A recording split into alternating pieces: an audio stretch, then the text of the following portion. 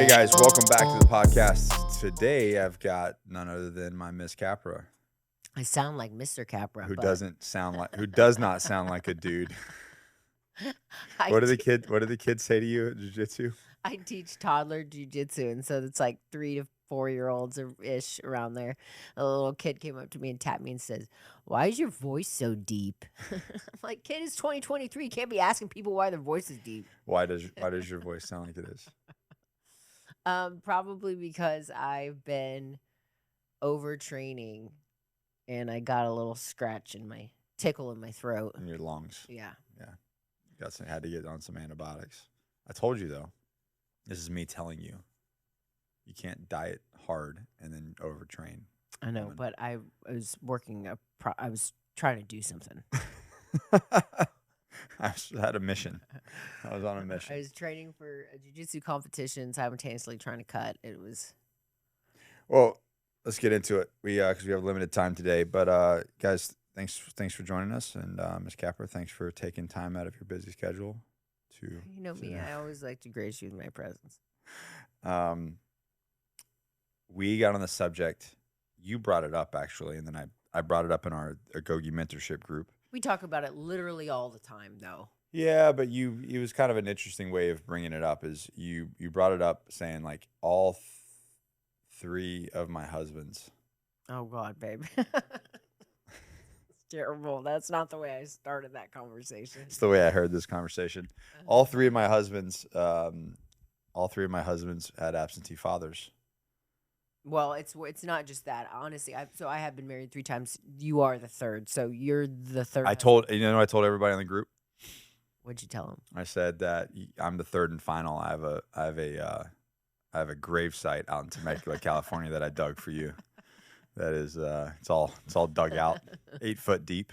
If you go down, I'm going down with you. If you try to leave, it's like, you're gonna bury me. You're buried. Like Great. this is. So you this heard is that? That's recorded, ladies and gentlemen. If you can't find me, you know where. Temecula, She's you said somewhere out in the desert in Temecula. Good luck.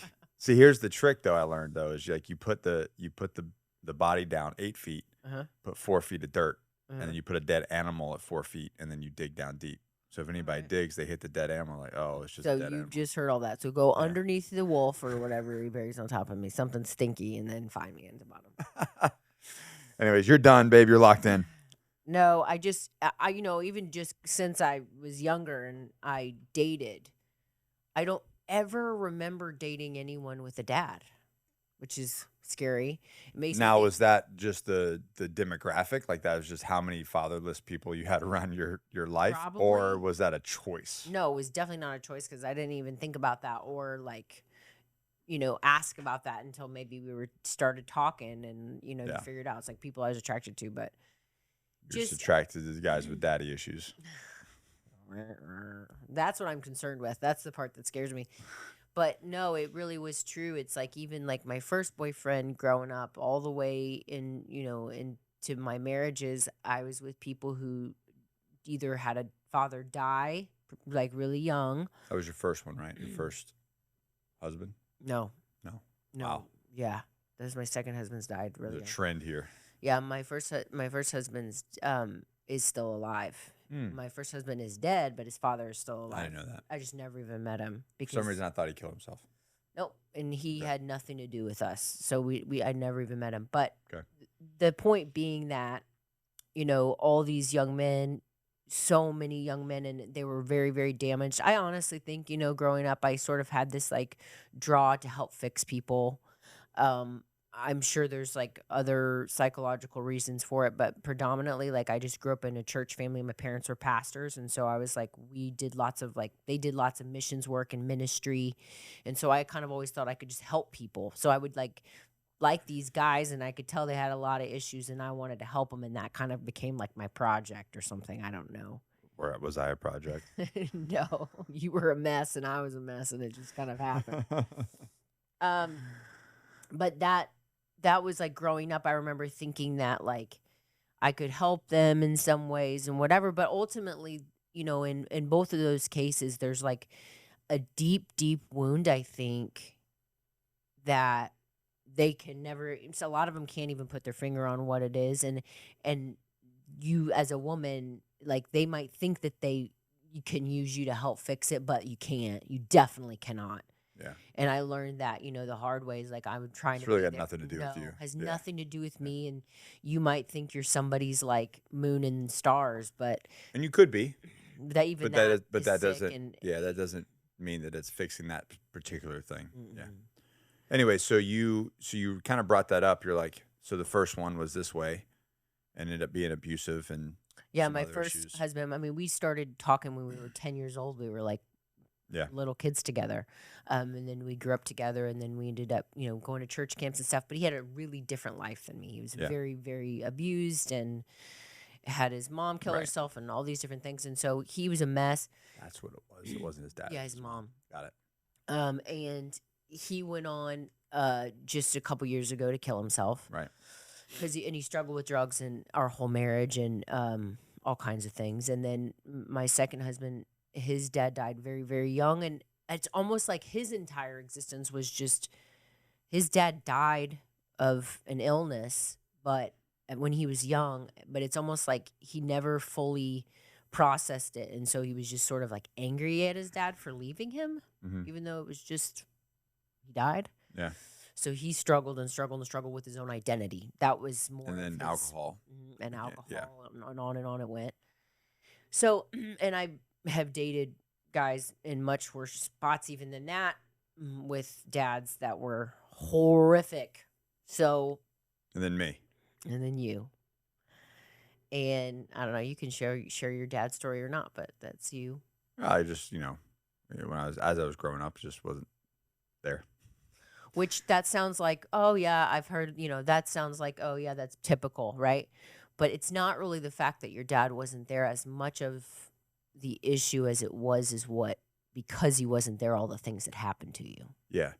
So, right, because there was an abusive stepfather in the picture and et cetera. But really, you brought this up because our little boy, our little guy, Dimitri, he does this thing where he it's not all the time, it's not every day, but just randomly, we'll be in the gym. I think I told you the other day, we were, sometimes I take him to the gym, just him and I'll go lift, and if I take my shirt off, he's like, I need to take this off. And he's trying to grab at it. And so we pop tops and we go lift weights and do push-ups and stuff. Anyways, but random in the middle of the workout or sometimes in the middle of the day, he just Dad, I need to hug you. And he'll just put his face in my neck, and I'll pick him up and I'll hold him. And that's what you were saying. And how long do you think I hug him for? It's a good... It's over a minute. And a half. 2 minutes. Solid couple minutes. And he just sits there and just squeezes me and holds me.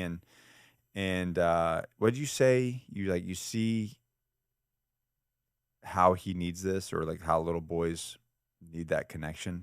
Is that how'd you work? It's not just don't get into the study. Just talk about what you said. It's not just the connection. It's that I think just that reassurance and that sense of because what he did was first you were walking past him and he came running up behind you and he said, "Dad, do you love me?"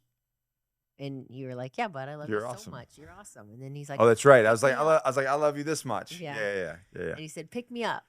And then he wanted you to pick him up and I hold you. I'm going to kiss you. Yeah. He always likes to kiss you too. Yeah. But I just think that it's just a deep, deep. And he's about to turn 3. He turns 3 next week. So he's a baby. He's a baby. It's a deep, deep need. Yeah. For little boys to have that kind of love, connection, closeness with their dads. And you were saying, this is as this was happening, she was like, you realize how much he needs this, and how many little boys do need this. And you pointed out to me, you were like, you probably needed this too and just didn't get it. Right. Which is why I'm probably so cold at sometimes. Or just all the things you went through. Yeah. That you did, all the choices you made and the hard times you faced is so much of young men are dealing with insecurities and deep, deep wounds that lead them to go on and do really horrible shit sometimes not as horrible shit, but they are deeply insecure, or they have struggles with relationships. And it's like this void that they're missing. There's like a big hole in their heart and they're missing that. Yeah. And I think like just by understanding that, even about yourself, like that you missed that, Yeah. but that you can give it even though you didn't get it. Like now you're whole and you're healed, and now Right. you're able to give that to your son. Right. It's just gonna change him forever. Like he'll never experience the depth of like stuff that you went through Yeah. that way. Yeah. From being without a dad. And it's not just about just being there to protect them and pay for their shit. More than that. Right. Yeah, it's always more. Yes. Yeah, you're always not doing enough. Sorry, guys. You continue to level up. Yeah. The job's never done. Yeah. But then you brought up you watched something that I thought was interesting, and I don't know what it is. But you were telling me about the study they did. Oh, it's just such a cool. It's a documentary. It's on Netflix. And it's about babies and it's about their connection with parents and different things. There's a whole one on like health and how like healthier homes are actually the homes with like dog hair and like all this stuff, because that kind of pet dander and whatever can actually help build their immunity.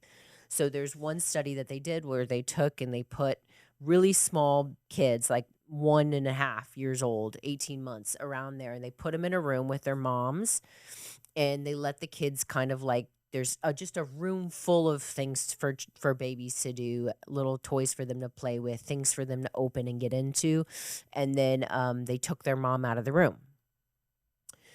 So they had this like, instant sort of response, and they wanted to document it, kind of how each kid's home life situation, what that was, and then their responses to this stimulus.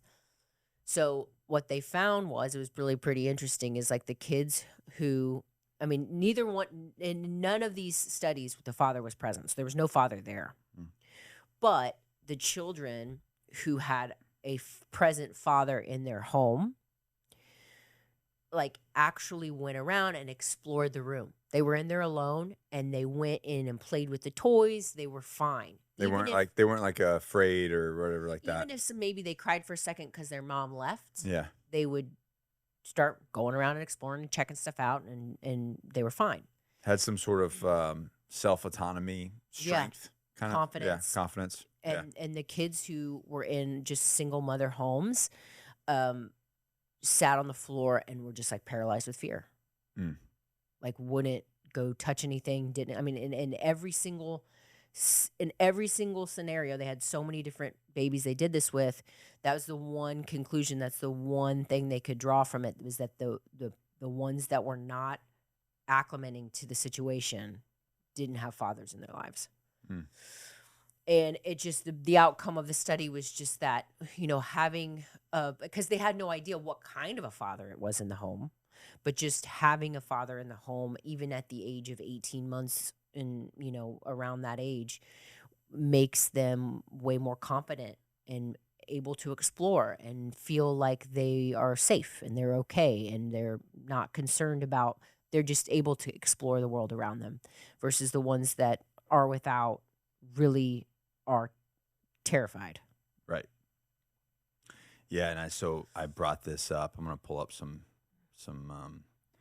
statistics, but I brought this up to the Agoge one, and we ended up having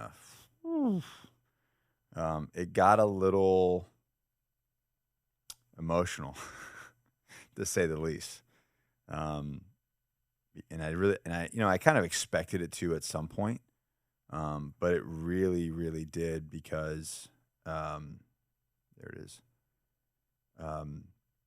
I think I probably underestimated the amount of people that probably had either an absentee father or a father who just was there but completely checked out.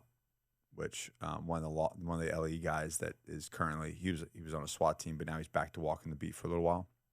I think he got promoted or something. He had to go back, but he's piped up and told a story and about what he said about 60 to 70% of the issues that they have with juveniles, 70% of them are from fatherless homes. 60%, 70%. Anyways, so I just went through and I kind of told a little bit about my own story, told them about what you and I talked about, and then dug into this, and I was like, wow, this is kind of crazy. And I don't even want to share the link. I want you guys to do your own research. I know that might be shitty, but I really, because I want people to dig into it, right? Yeah. I want you to go. I want to go find the information yourself and feel how staggering it is. Because there's a ton of different websites, there's a ton of different studies, but they all kind of point to the same thing. So, not that I have, and I said this, not that I give like stock in college, but there is a level of people that graduate college, a level of not structure, but stability. You know what I mean? Show up somewhere. Yeah, yeah. 5 days a What week. does Stallone say? Yeah, Yeah. you can show up 5 days a week from 9 to 5, turn in paperwork, and then I know that you can show up. At least we know that you At can show up. At least you can do that. But it's double. It's over double the people that have a biological father present in the home. The percentage between those of people that graduate college is over double. It's 14 to 35. Wow. 14 to 35 difference of people that have an absentee father versus a biological father, and that's for men who graduated college. This is one that really bothers me because I see it a lot now, and I don't think I saw it before, like maybe 20 years ago. I didn't see this, but I definitely have seen this now in this current generation. Is another thing. Men who are idle at 25 to 29, like failure to launch type situation. They're not doing anything with their life, or they're still living with their parents. Between ages of 25 and 29, also double. Wow. Of not a biological father in the house. So they're living with their mom. Yeah. Not their dad. They're living with their mom. Like these are the guys that are in their mom's basement talking shit about me in the project, talking shit on the internet with their fingers. Yeah. But I don't necessarily mean that in generally. I just mean, they're idle, but they're probably hard doing that. And then it kind of comes to me, you guys, for those of you that have followed me for a long time, you know that I had two felonies as an adult by the time I was 13 years old. Got into a gang, got into a lot of trouble, etc. But the percentages of young men who have been arrested or incarcerated without a father present is also double. Incarcerated by the ages of 28 to 34, double. Ever been arrested by the age of 15 to 19, double. Those that are that have a biological father in the home. So, and then it goes into a whole bunch of other stuff. But then I kind of went into some deeper stuff. But in 2020, they said that 1 in 4 children do not live with their biological father. So, but I mean, all the stats say double everything. Right. So I don't know how accurate that is, but I talked about the juvenile thing, and Nick, who was a project grad as well. I don't know if you remember Nick. Yeah, he said, he goes, that's who he said is 60 to 70% of the individuals that he talks to that has this issue does not have a biological father in the home, and he told some stories that he dealt with, but also poverty rates. So it says here that research has shown that the fatherless homes are more likely to be associated with higher poverty rates. Children in father absentee homes are more likely to experience economic hardship compared to those living with both parents. Which, you look at you zoom out of this. I've had this conversation before on a different, more about government targeting race and different things and what they've done with the crime bill and they intended for this to be, which is exactly this was the entire if you really back all this up and look at this from a 10,000 yard view, it really is to men are toxic, fathers are bad, destabilize the home, patriarchy is bad. And then you can control the populace, right? Women should be in the workplace, get them out of the home. Have them paying taxes, double the tax money for the government, right? So anyways, it's all like, if you really pull back, this is a big design to destabilize, families. And then now they're like pumping young people with the message of like, just do you. You don't need kids. Right. Like, yeah. Skip out on the human experience. Right. Right. Anyway, so poverty rates typically, fatherless home increased. Right. And we see that. Like, it doesn't take a rocket science to see that. Educational achievement, we've seen that. Juvenile delinquents, I'm a statistic of that myself. Emotional and behavioral problems. You can look at all the situations that have happened, and the reality is here is, and Tim Kinney did a great, I don't know if it was a podcast or video about this, but he gave a great talk on how kind of on the framework of Wild at Heart. What was the guy who John Eldridge wrote Wild at Heart, and he was talking about how, like, and I truly believe that, and I haven't really introduced Mario, but Mario, our new videographer, he was the honor grad for the project, and we kind of talked about it there. But all young men in general, and he's seen this going through the project, are really emotionally constipated. They have this like warrior spirit inside of them that they don't let out because they've been told that this aggressiveness is bad. Or just even like things like them wanting to shout or scream and yelling. No, be quiet. Get down. Go sit down. Right. Stop. Be nice. Be nice. Right. And I truly believe that this is a core belief that the most docile little mouse of a man has a lion inside of him. And so when I look at that, I'm like, there's so many young men, and we see it in the Squire program too, where young men cry, we break them down and get cry, but we want them to, right? We want them to cry. We want them to break down. Let it out, man. And I get them in that ice bath, and they're kind of trying to breathe and this and that, and I'm like, scream, let it out, let your frustration out. When they do, you see like their whole world light up. You're like, this is a superpower. Yes. You have a monster inside, which can be a superpower. We just need to learn how to control it. And so when we don't allow young men to tap into that, when they don't have a father that cultivates that, and what's the thing where you trim a bush, you prune, like, you cut away the dead, the bullshit, and you really shape it. You shape your hedge into whatever you want it to look like. When you don't have that capability, and you don't tell them it's okay to be aggressive and it's okay to let these things out and be angry and fight and, explore and climb and do all this crazy stuff, it gets bottled up and it comes out in the most disgusting, darkest, twisted ways possible. And here's why we have like these weird sexual things and school shootings and all the, stuff that happens online and all this weird stuff that goes on. And anyways, it said that, coming down to my fifth point, is the emotional and behavioral problems. Fatherless homes can be associated with a higher likelihood of emotional and behavioral problems in children and in adolescents. These may include depression, anxiety, substance abuse, and aggression. And it's because they don't have an outlet. And then it's wild as I'm looking into this, we talked about this inside the Agoge, and then all the men shared. And the sixth point is future relationships and how they affect future relationships. Young men raised in fatherless homes may face challenges in forming healthy and secure relationships in adulthood. The presence of positive male role models can impact their understanding of healthy relationship dynamics. And what's wild to me about that is that was something that I struggle with, and it's something I struggle with I guess on some level I still do with you, because it's so intimate. It's so intimate, and it's not something that I'm used to. And, and it's not something that I really had with my first marriage, which was okay. And that marriage was okay, which obviously is not, because that didn't work. Mm-hmm. But you were gone a lot. You were deployed. It was 6 years out of 12, I was gone. So, and which only probably furthered the whole thing anyway.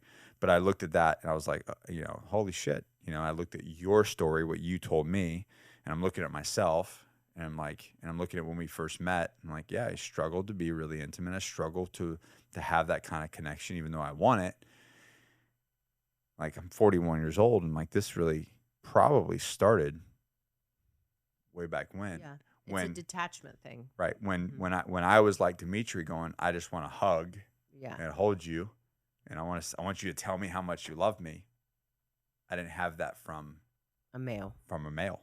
Right. It's an interesting thing, and it seems so, I guess, not important at the bigger picture, Well, I or mean, maybe even in the moment, right? Even in the moment, it's like a little thing, but it's like you're talking about decades of the future in that wrapped up into one little moment. well, so like I remember my stepson, I raised 3 boys with my ex-husband, and their mom left when Mm. they were little. And she was, she's also dead, so I can talk about this, but when they were little, um she would see him every once in a while. And so, they would always get really excited to see her because, like, they kind of had her on a pedestal because they hadn't seen her in so long. And so every time, like, we'd take them, to see her for a little bit, and maybe she'd have an hour to spend with them, we'd take them and drop them off to her for an hour or something. Yeah. And then the youngest would say, hey, I just want to stay here with you. Yeah, yeah. And she'd be like, no, you can't. You need to go. And then immediately he would like go from like wanting her affection and attention to slamming the door and saying, I hate her. Mm. It was like, it didn't take long. It was literally a matter of like from him being 4 to him being 5. Yeah. He wanted to reject her first. And then it was like he no longer felt sad about it. He hated her and he wanted her away.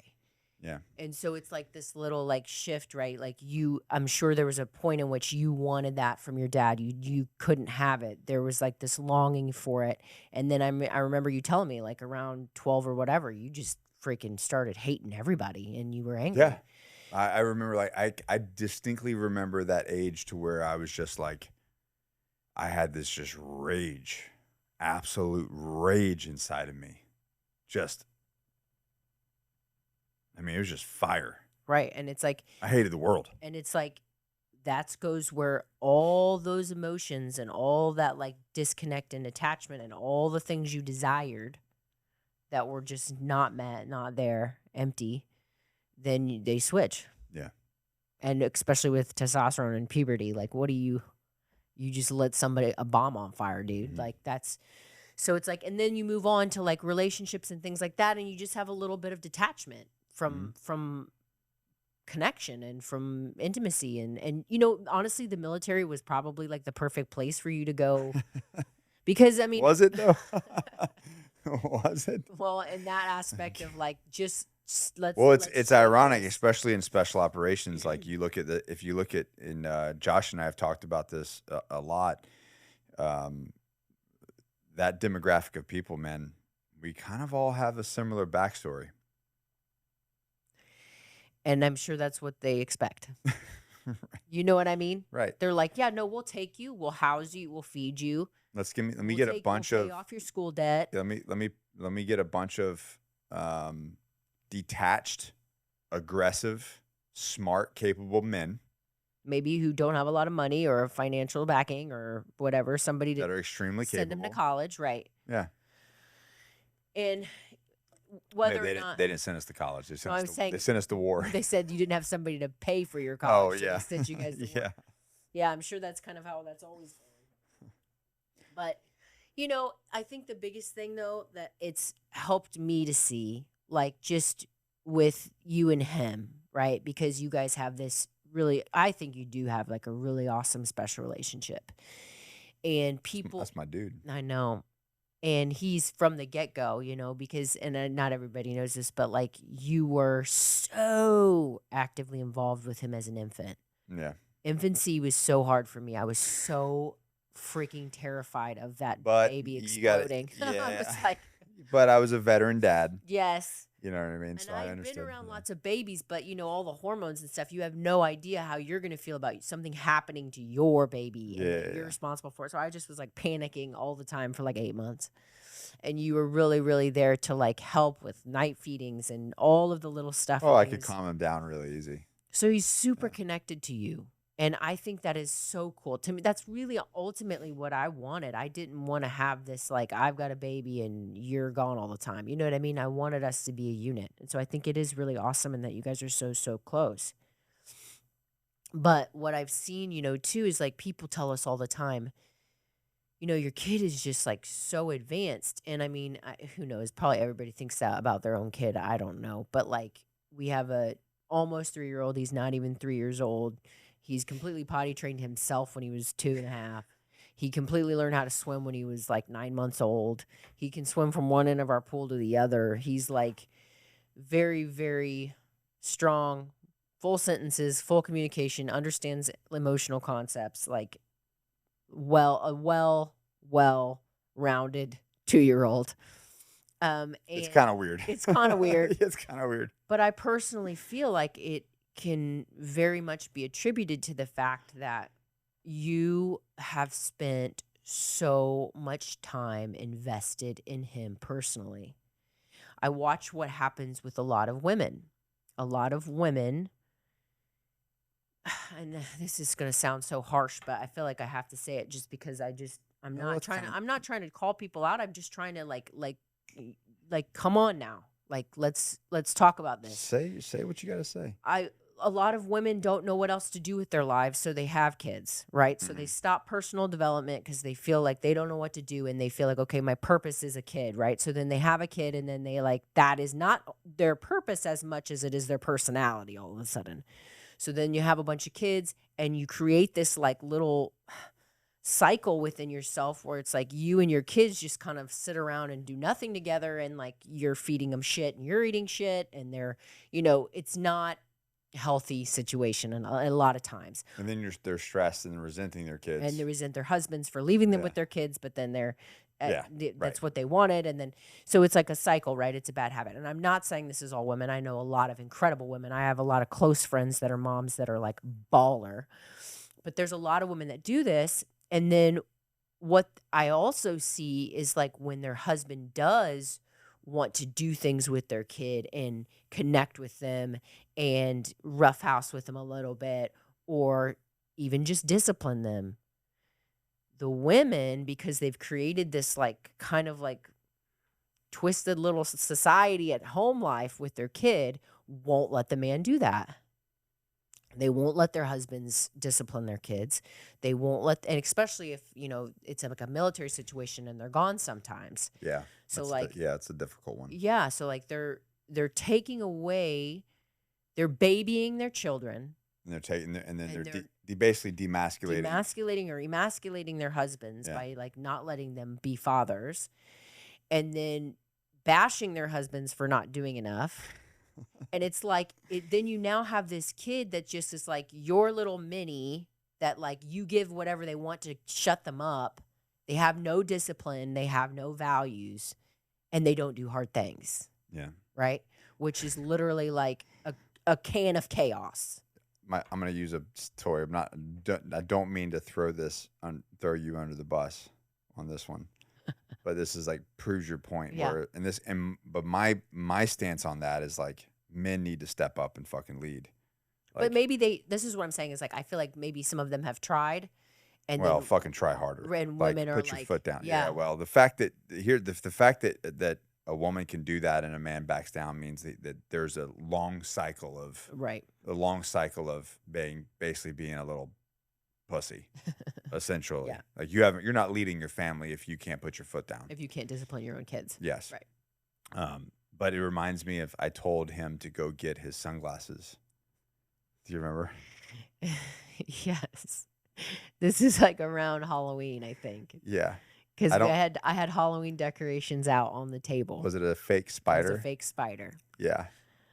And I told him to go grab his glasses, but it was next to a fake spider, and he like lost his mind. I mean, hysterically screaming like a bloody murder. And you were like, "No, babe, don't make him do it. Don't make him do it." And I was like, "If I said he's gonna do it, hysterical. I don't care.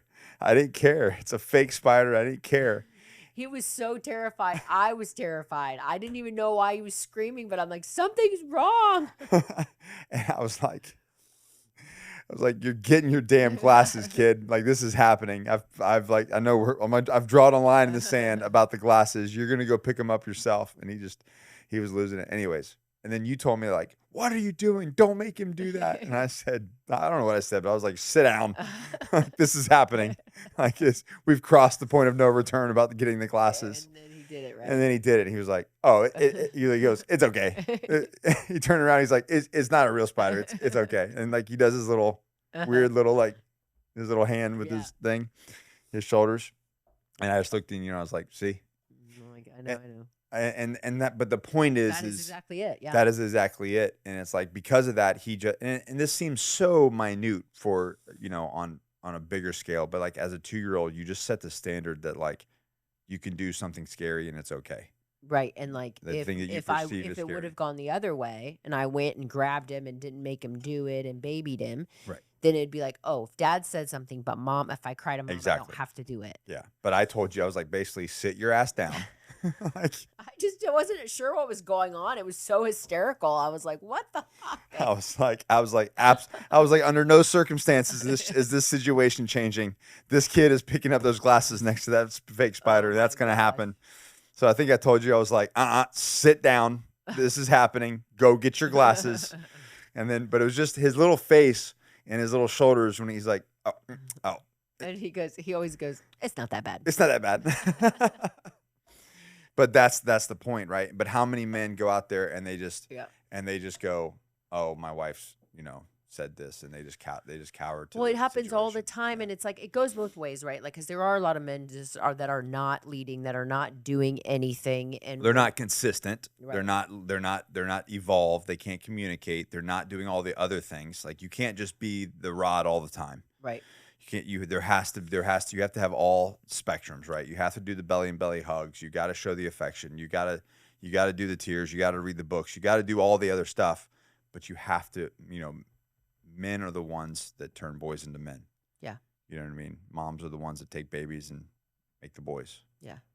Men are the ones that take boys into men. Yeah. And we have to do that, but it takes all the things. But this goes back to the relationship with the wife. If you're not having that relationship with the wife and you're not leading, there's no consistency there. You know what I mean? So she basically just looks at you like you're full of shit. Right. And then she has to become the more aggressive one. And then it's resentment. Yeah. And this is the reason why all the, things kind of deteriorate and fall apart. But again, I guess my biggest thing is like, for women out there who are listening, all 5 of you, like it as 6%. I think we're at 6% for females. Just making sure that you're like giving your spouse or the father of your child that opening. Mm-hmm. Don't take it away from them, man. Like, let them be there. Let them do their job. Mm-hmm. Stop trying to protect your kid from doing hard things. Because when they get into the real world and they do hard things, they're going to be little fucking pussies. Damn. And like, I can't stand, I don't think there's, and that's honestly, that's what I came to for me is like, there's a lot of little times where, I'm a mom, I'm a woman. There's literally a little like spidey sense that goes off when your kid's in duress. You're like, oh shit. Mm-hmm. Like, right? Like, go fix this, go pick him up, go whatever. And it's what do I say? It's like natural, right? And it's like, but I also see the kids who are still fucking titty babies and they're 15 years old. Mm-hmm. So it's like, I know I don't want that, right? So like, I have to fight the urge all the time, even at jujitsu and stuff, because I'm at toddler jujitsu and like, I'll see them getting after it with the kid and like they're pushing each other and like both of them I've seen, they're little 2 and 3 and 4-year-olds learning very basics of jujitsu. And because they're so little, they don't fully understand it yet. And sometimes they get their little feelings hurt and stuff. It's okay. And I've watched them both kind of like, as they're doing it, they know they're doing it on purpose and they're having fun, but then maybe one pushes the other one a little harder and their eyes start to kind of tear up and you want to talking about Dimitri and his little training partner. Yeah. They both do it and you want to grab them, but it's like, no, man, this is exactly right. I have a picture. I love the picture of Coach Marv having Dimitri and his training partner, the little guy that he pretty much trains with him almost a lot. Most of the time. Most of the time. They're same age. Yeah. But they're like, he's got them by the belts and he's like pulled them apart and they look like they're like still trying to get at each other and he's got them by the belts pulling them apart and they're like 2-year-olds.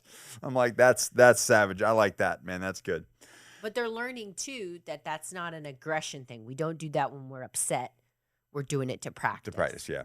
But so before we run out of time here, because we're short on time today, but one of the things that I want to wrap this up, it's about making the effort. Like if you're the dad and you're like, and some of the guys like in the group, they were talking about, well, I'm either a stepdad or I'm divorced and my wife is crazy and I don't have access to my kid all the time. It's like, dude, listen, we have to. Like, the stats are out there. Like, this cycle has to be broken. Like, I don't give a shit what the situation is. No, you were in the military for a majority of your daughter's life, and you got a divorce. Like, and you still Fought. made all the fucking effort that you had inside of you. Like, here's the deal: is like, and I've got some clients that are in this situation too. So I have empathy for the situation, but I'm not going to allow it an excuse. Like, you're gonna have to go to battle, dude. It's your kid. Like, you're gonna have to go. You're gonna have to go on your deathbed and go, I did every single thing in my power to make a difference, to make the effort, to show the kid love, to lead, to set the example. Like, it doesn't matter what it is. And for the stepdads out there, it's like, you need to develop yourself. Just because you might not have the relationship that they are as like a biological father, but you need to meet them where they're at. You need to set the example, be the role model, and be there for them, regardless of the age. If it's a teenager and you're a man, that's okay. You can be a positive male role model, and maybe not even by saying, just by doing, and that's something that I think that, like, if we're really going to fix this situation, that, let's be real, it was set up for us. We have to break the cycle. And the only way we break the cycle is we have to show up every single day. But that means we have to be the very best version of ourselves. And if we're not owning our shit and we're not actively taking corrective actions on how to do that, then, like, you're fucked from the get-go. Yeah. And discipline is love. It is. It even says so in the Bible. So it is literally, if you don't discipline your kids, then you don't love them. So stop treating the whole situation of discipline like it's too hard for you. You've got to apply some whoopings. Or whatever you do to. So I can beat my kid. I can beat Dimitri. He doesn't really require it. No, he's pretty self-correcting issues there. Tell him what your dad did. What my dad did? You were supposed to get beat. Oh, don't tell on him. I'm gonna tell him. It's too late, man. They don't care. He did spank us and stuff some, but honestly, my dad did not love the whole spanking thing. It was like not his jam. He would rather, like, just give us a talking to. But what did he say when your mom was like, you need to go beat them? And what he would take us in the room sometimes and be like, okay, I'm going to spank you, but, like, make a big deal. Make it like make it like it is really bad when you come out crying. All right, Allie, I need you to put on a show for this. Are you ready? He spanked us, though, but it was not nearly as much as my mom. Did you put a show? Did you put a show on when he did that? Yeah, we'd be beside ourselves. And then you're like, from the other room. Turn the recorder. You're like, oh my god, he was so great. My dad was so awesome. He's a great pawpaw too. Yeah. But one thing I will say too, just on like a wrap up note, is the one lesson that I've really, really learned. Obviously, I have no idea what I'm doing, but I know I do it really, really well. Oh yeah. No. Is that one of the great lessons somebody taught me before I was a parent, and I have tried it and I really believe in it. And that is that, like, as much as you discipline, double it with love and affection. Oh yeah, for sure. So, like, every time you've got to, like, lay into your kid. Yeah, because there's a lot of guys that have, and that's somebody that one of the guy Ed was talking about in the group. I mean, you're all rod, no carrot. Like, it's all discipline, and it's like, I provide mortgage, I provide a roof over your head, I provide food, and I provide discipline, and that's it.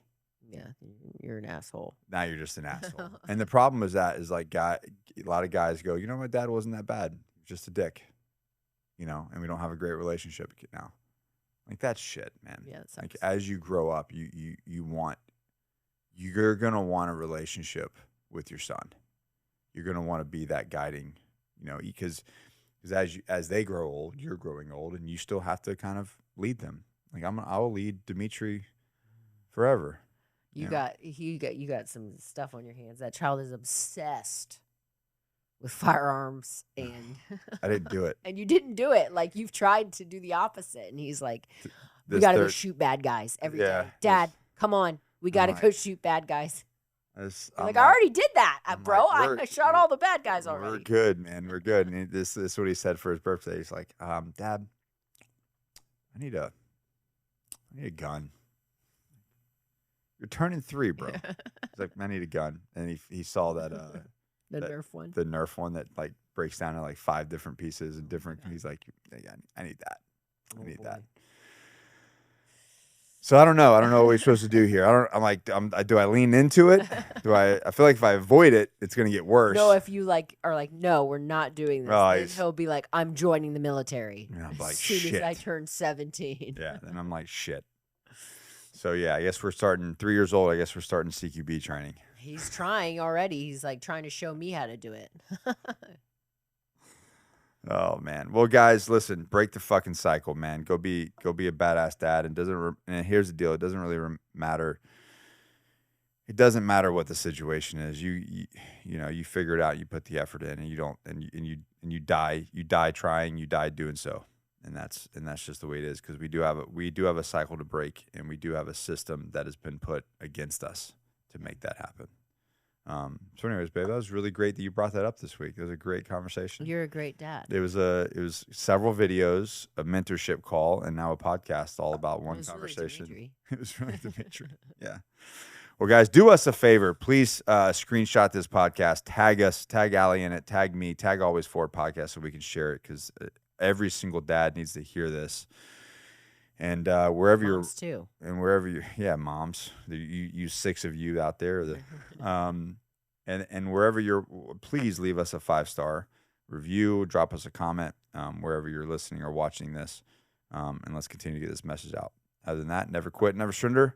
We always keep moving forward. Peace out.